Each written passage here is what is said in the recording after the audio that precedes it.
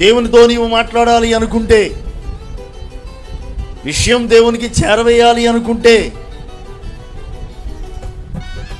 మొబైల్తో కూడా పని లేదు.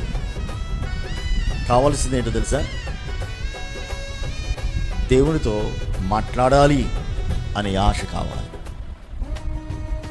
దేవునితో చెబితే ఆయన నా సమస్యకు పరిష్కారము చూపుతాడు అనే విశ్వాసం కావాలి. నిత్యంగా ఆయన కార్యము చేస్తాడు అనేటువంటి నిరీక్షణ కావాలి. ఇజాలు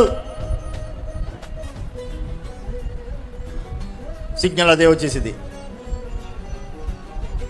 సిగ్నల్ ఆటోమేటిక్ కనెక్ట్ అయిపోయింది.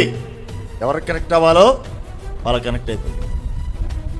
ఫార్వర్డ్ చేయాల్సిన పని కూడా లేదు, డైరెక్ట్ కనెక్ట్ అయిపోయింది.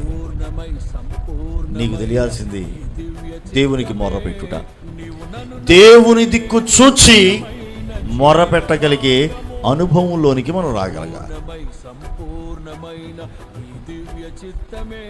దేవుని దిక్కు చూచి మొర్రపెట్టగలిగే అనుభవంలోనికి మనం రావాలి. నేటి దినాల్లో మనం దేవుని దిక్కు చూడగలుగుతున్నామా?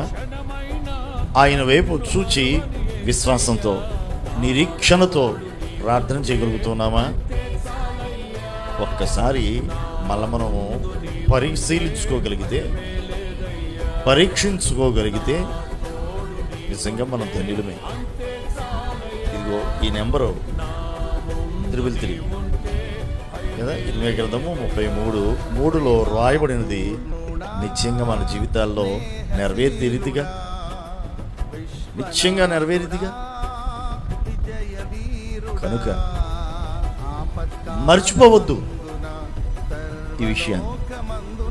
333 అంత కొనుక్కొని అది గుర్తుంచుకుంటే ఉపయోగం లేదు. అందులో విషయం ఏంటో తెలియాలి.